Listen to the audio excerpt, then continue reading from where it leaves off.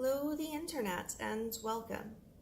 Today you're joining me on my floor because I'm actually in the process of doing a declutter. The reason that we are talking right now is because one of the items on the chopping block for my declutter is,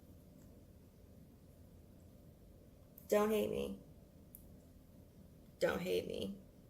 So if you remember when I did my demo, I was having a heck of a time building up the lighter matte shades. Ultimately, I managed to make a look that was okay. It was alright. I wasn't that mad about it. I've noticed though over time that the shades in this palette are not consistent.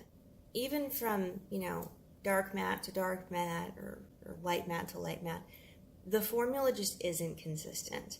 I can get something like the green or the red, which are incredibly pigmented, pow in your face. They're opaque.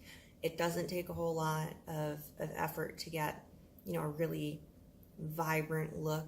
And then there are shades like the deep plum that, despite being a really dark color, just come off incredibly sheer and take forever to build up.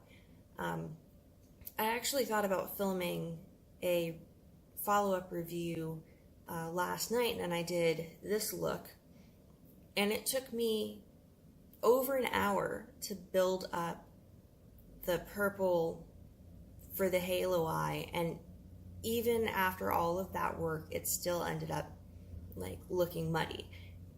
Halfway through, I had to wipe everything off and start from scratch. So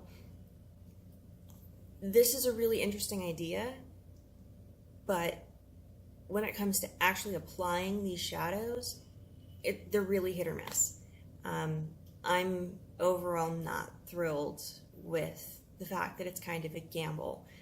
I can pick up one matte or shimmer shade and be blown away, and I can pick up another and have nothing but flaky fallout all over my face. That's been an issue, especially with the blue shade.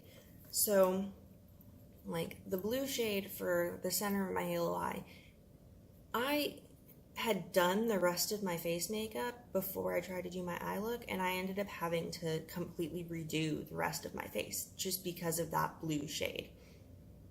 Whereas the white and the silver and the gold, they are smooth, they go on great, I love them, but then you have that blue. And I don't like having a palette where it's like rolling the dice whether or not the colors I want to use today are going to be any good. I have used almost all of the shades in this palette. I haven't done anything with the magenta or the pink because I don't typically do a lot of those looks. I don't do a whole lot of pink looks unless it's, for like a collab or maybe a dare. But all of the other shades, they're just not consistent. So that's ultimately what I wanted to say in the main reason that I don't want to keep this palette. Then the secondary reason is actually ingredient based and formula related. So if anyone watches Jen Luvs Reviews, she did a pretty comprehensive review on this palette when she first received it, and she started talking about how some of the ingredients on the ingredients list were misspelled, and one of the things listed in the ingredients list wasn't even it wasn't a thing. It didn't exist. Either it was something horribly misspelled, or it just made up a word and threw it in there. And I haven't seen any updates, but at the time that she had put out that video, she hadn't been able to get a response from the company about it. So that's kind of concerning if, the ingredients list on your product isn't accurate, because of things like allergies and just bad reactions in general. And you don't want to be putting something on your eyes, of all places, if you don't know what's in it. So where this comes into play for me is I've noticed pretty extreme staining on a lot of the shades. Not even just the really dark shades, but like the purples, the blue, the green, just everything. And I don't know if it's maybe a specific ingredient in all of those shades.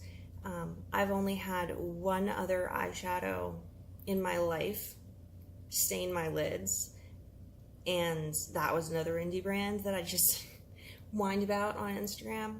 So I don't know if it's a specific ingredient or what the deal is, but I'm not really sure what's causing it, and I'm not a fan of using eyeshadows that are going to cause that level of staining. So I just wanted to explain myself, make sure that when I bring this up in the actual declutter video that no one chews my head off, because I have had it for a while, I've played with it, I've tried to use it. Ultimately, makeup is a hobby for me. It's supposed to be fun, and I found that I had to kind of force myself to use the Box of Crayons palette for review purposes. Like, I was not excited to use it because of the aforementioned issues, and I don't want to keep something in my collection that's not fun. I just don't. This is my collection. This is for me to enjoy myself. This is my playtime when I have free time and I'm sitting here alone and I can do something that I enjoy for me. And I don't want a palette that makes me sad.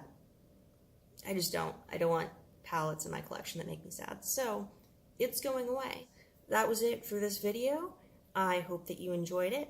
Hope you're having a wonderful day or night, depending on when you're watching this. Please subscribe. It would make me very, very happy. Or don't. I'm not the boss of you. And I will see you in the next video. Peace.